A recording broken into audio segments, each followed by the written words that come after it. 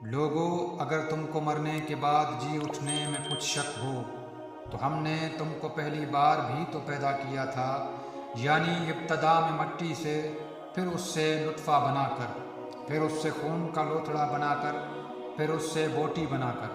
جس کی بناوٹ کامل بھی ہوتی ہے اور ناقص بھی،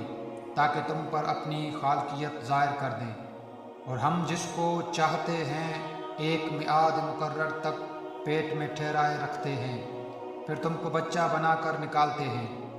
پھر تم جوانی کو پہنچتے ہو، اور بعض قبل از پیری مر جاتے ہیں، اور بعض بڑھاپے کی نہایت خراب عمر کی طرف لوٹائے جاتے ہیں کہ بہت کچھ جاننے کے بعد بالکل بے علم ہو جاتے ہیں۔ اور اے دیکھنے والے،